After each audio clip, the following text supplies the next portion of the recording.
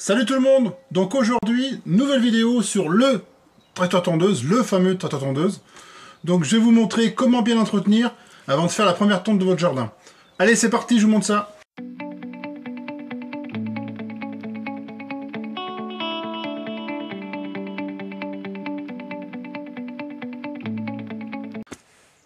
Donc je vais commencer par un truc basique. C'est le filtre à air qui est sur ce moteur. Donc ça, c'est un moteur Bridgestone Stratton, 12,5 chevaux. Donc c'est un petit moteur, hein, mais moi, comme c'est plat chez moi, j'avais pas besoin d'une grosse puissance. Donc ce que je fais, lui, en fait, je le déboîte comme ça. Il n'y a rien de plus compliqué. Donc je regarde à l'intérieur. Donc moi, vous voyez qu'il est encore assez propre. Il est un peu noir, mais bon, j'estime qu'il peut faire encore une saison. L'extérieur commence à être un peu noirci, donc ça, je vais le garder pour cette année, parce que, bon, j'estime qu'il peut faire encore un an. Donc ce que je fais pour le nettoyer, tout bêtement, je prends un compresseur comme ça, parce que c'est que de la poussière qu'il y a là-dedans. Je souffle comme ça. Et après, je le replace comme ça. Tac. Voilà, terminé. Donc ensuite, vous avez, on va dire que je reste dans le même quartier parce que le filtre à air était là. Donc je vais descendre un tout petit peu plus bas et me mettre sur ce petit filtre à carburant. Donc dedans, il y a une petite grille comme un tamis, mais très, très fin, qui empêche les impuretés du réservoir, parce qu'il y en a toujours, du réservoir de carburant, d'aller dans le carburateur. Donc c'est vraiment important à regarder. Donc je démonte. Donc là, c'est juste des petits colliers ressort, je vais dire. Donc on appuie avec une pince, on appuie et hop, on décale, voilà, pour le sortir. On fait pareil de l'autre côté. Voilà. C'est ce qui permet de maintenir les durites. Hein. Bon, je me suis muni d'un petit bac, parce que je sens qu'il va y avoir de l'essence qui va se sauver. Malgré que j'ai fermé, vous voyez, hop. Voilà, il n'y en a pas beaucoup, mais il y en a un petit peu. Voilà. Voilà, vous voyez, j'ai bien fait de prévoir un petit bidon. Donc voilà le petit filtre démonté. Donc je vais vous faire un gros plan. Enfin, je vais essayer, hein, je suis pas un spécialiste du gros plan. Vous voyez, au milieu là. Voilà, je vais essayer de me reculer un peu. Donc au milieu, vous avez le petit filtre tamis. Voilà. Donc ce que je vais faire, vu que j'ai deux, c'est bien sûr, ça traverse de part en part, hein, ça communique. Donc ce que je vais faire, j'ai passé un coup de compresseur parce que ce modèle-là se démonte pas. Donc je suis obligé de le souffler comme ça, j'ai pas le choix. Peut-être qu'il y a des modèles qui se démontent, mais moi sur mon moteur non. Donc je prends le compresseur comme ça, la soufflette.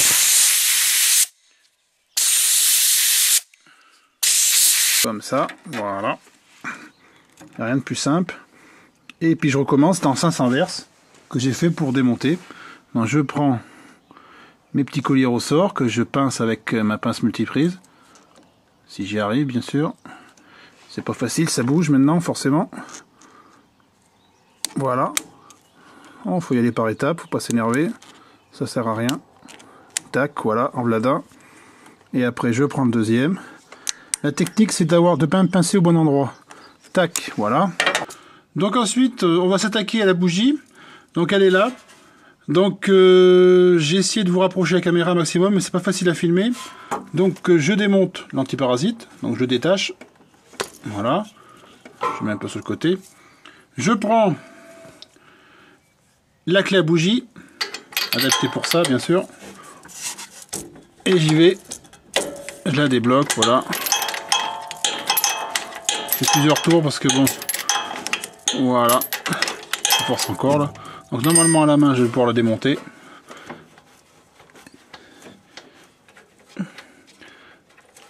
Oups, elle est tombée, voilà. Donc voilà la fameuse bête. Donc bon, elle est sèche, mais elle est quand même sale. Hein. Donc je vais la nettoyer. Donc là c'est le même principe que la tronçonneuse, la vidéo que j'ai fait juste avant. On nettoie. Voilà. Donc on nettoie bien.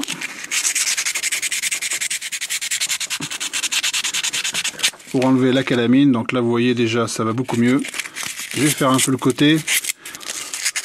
Alors un petit coup par là et un autre petit coup vers le haut. Voilà. Voilà, donc là elle est propre. Donc je revisse, sens inverse, dans le filetage. Après, je prends la clé à bougie.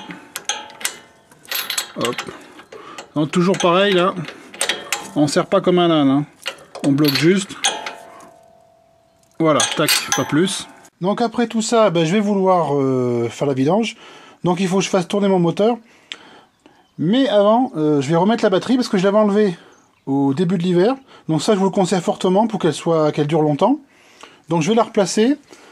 Donc voilà, je vais la mettre. Donc elle n'est pas facile à mettre sur ce modèle. Il faut bien la mettre dans le logement. Donc je vais essayer de faire au plus vite.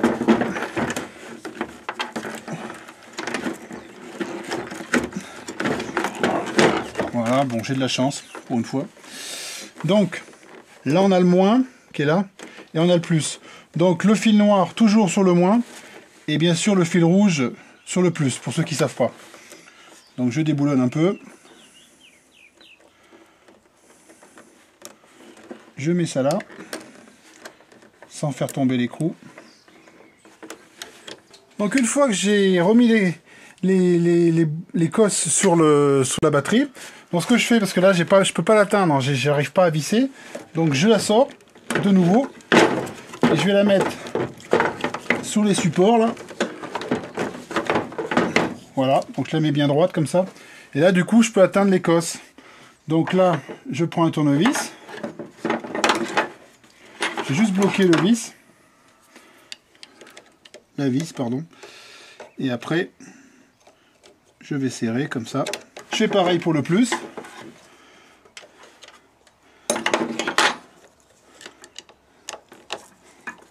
J'ai bloqué la main. Voilà. Là, c'est bon. Et après, je la replace. Et j'oublie pas cette petite baguette qui va permettre d'éviter que la batterie saute lorsque je tombe. C'est juste un blocage en fait. Tac, dans le cran, voilà. Donc comme ça, elle ne peut pas s'échapper en dessous du siège. Je vais faire tourner mon moteur pour pouvoir fluidifier l'huile du moteur pour pouvoir faire la vidange.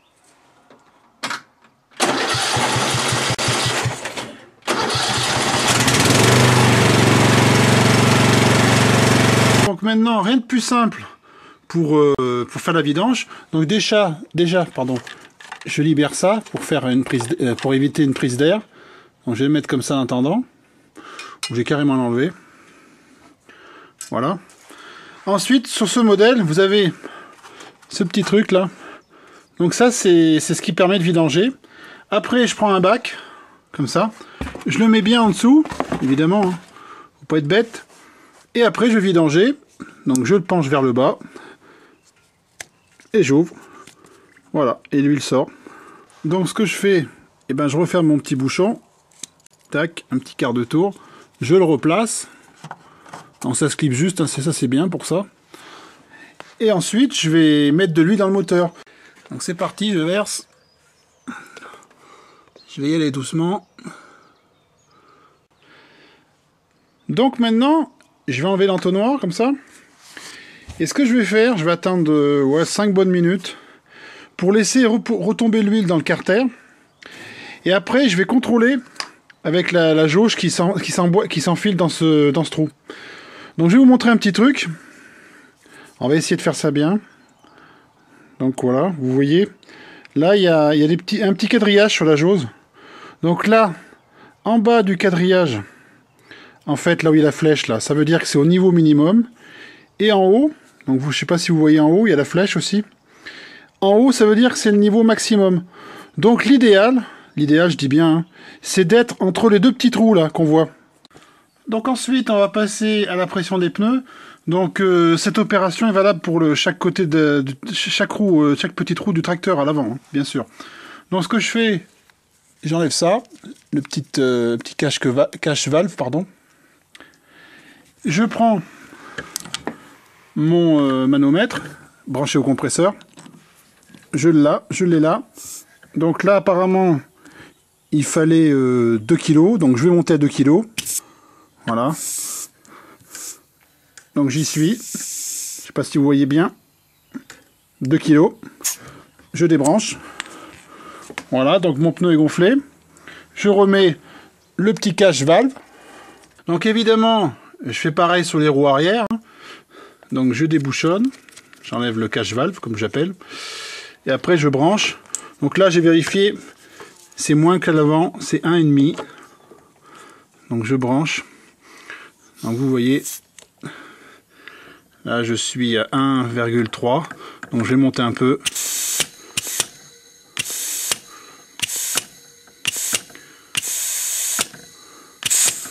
Ah, ça se débouche. Voilà. C'était pas mal branché. Donc voilà, je suis à 1,5. Je débranche. Donc là, c'est pareil. Ça fait du pneu qui est quand même bien gonflé. C'est pas la peine d'insister, d'en mettre trop. Je vois pas l'utilité. Donc il y a un truc que je voulais vous montrer. Au niveau de la direction, là, du volant. Donc j'enlève ce cache. Donc j'ai enlevé des boulons au préalable, hein, bien sûr. Et ce que j'ai voulu vous montrer, c'est que... Attendez, je vais bouger la caméra, donc vous inquiétez pas. Je vais essayer de pas trop bouger pour vous montrer. Voilà, c'est cette espèce de système là. Vous voyez, quand on tourne le volant, ça tourne comme ça. Et ça, je vais y mettre de la graisse. Bon, ça, vous le faites une fois dans la saison, vous ne faites pas 50 fois. Hein. Donc nous y voilà, donc vous inquiétez pas si ça bouge un petit peu, hein, c'est parce que je la tiens à la main, la caméra. Donc je prends ce genre de graisse, moi je vais vous montrer. Ça s'appelle la graisse marine. Donc c'est une graisse qui est faite pour les milieux humides. Donc ça c'est plutôt pas mal parce que forcément il y a des projections d'herbe, d'eau, tout ça. Même à cet endroit-là, ça arrive à mettre de l'eau et tout. Donc ça c'est insoluble à l'eau, donc c'est génial. Donc je la prends comme ça.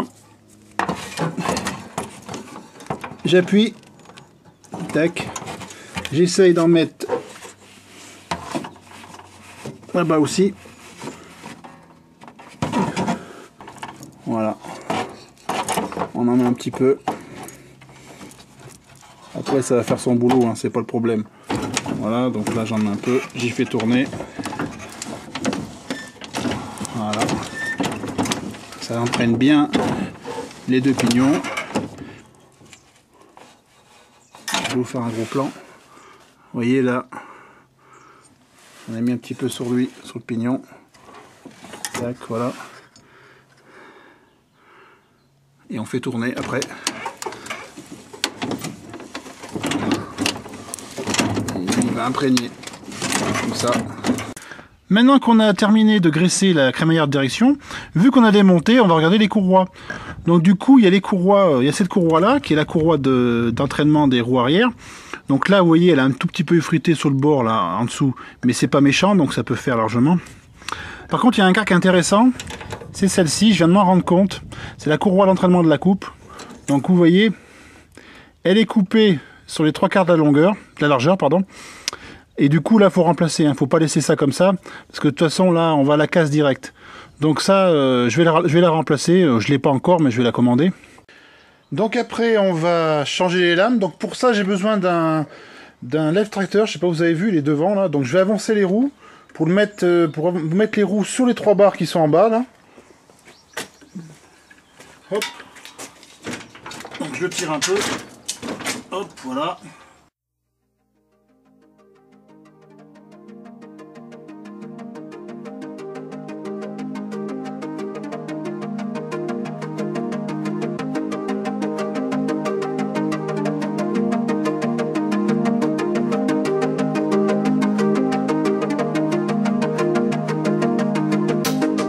Je vous ai fait j'essaie de vous faire un plan quand même comme il faut.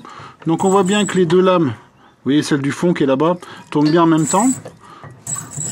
Donc elles sont bien synchronisées, il n'y a pas de souci. Donc je vérifie qu'il n'y a pas de jeu, mais visiblement, bon, j'avais vérifié il y a un petit moment. Mais bon, genre d'axe, généralement ça prend pas de jeu. Après, si ça prend du jeu, c'est que ça casse. Hein. Donc ce qu'on va faire maintenant, pour défaire les lames. Donc c'est pas compliqué. Il faut qu'on arrive à bloquer la lame d'un côté pour pouvoir forcer de l'autre.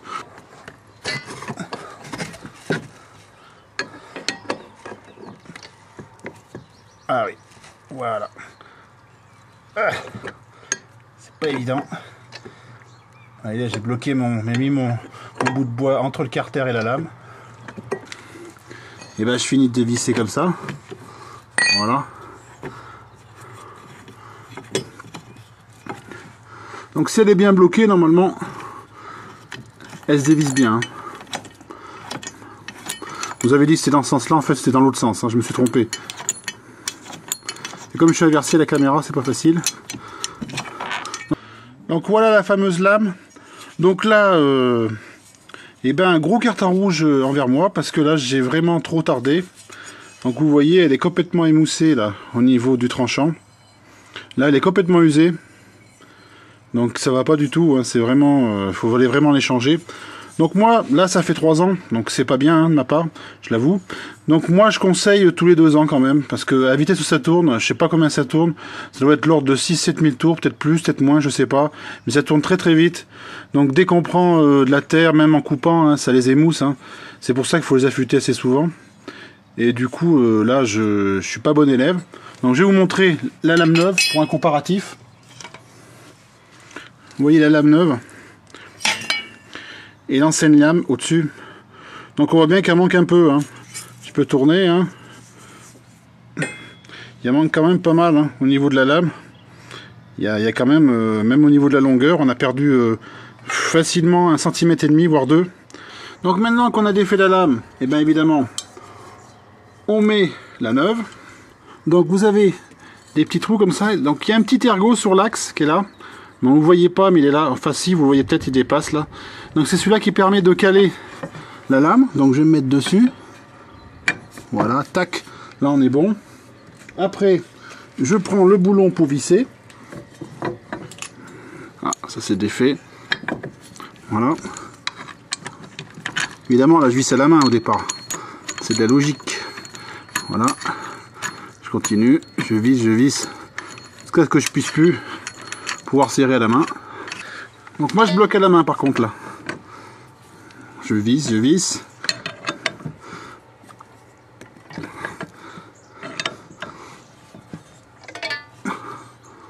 Ça se serre presque automatiquement on va dire.